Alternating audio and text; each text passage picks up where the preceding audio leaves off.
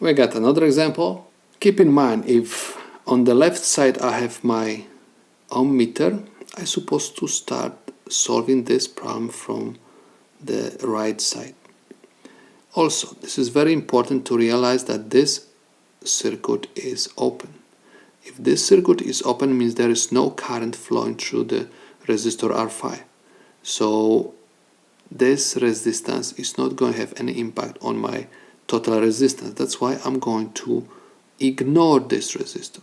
Okay, I just simply cross this out.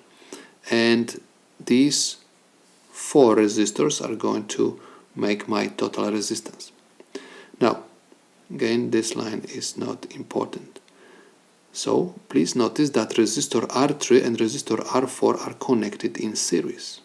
Okay, because current is going to flow from this point to this point. But by the way, take a look what happened over here. Okay, we got to the moment where we have piece of wire connecting these 2 lines together.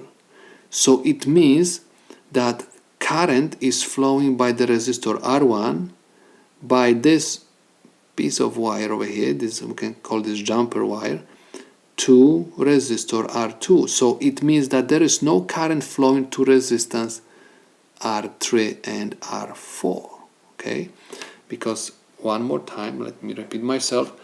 Current is very lazy guy, and anytime it sees the way which is going to create kind of shortcut to reach the ground, it's going to always use the shortest path to reach the ground. So if there is kind of resistance over here, for sure it's not going to go there, it's going to just simply go this way.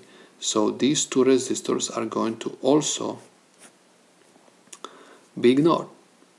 So my total resistance in this case is equal simply the sum of these 2 resistors. Okay, let me repeat myself. Current is not going to bother to go to the rest of the circuit because it has shorter way to reach the negative terminal. So R total is equal R1 plus R2.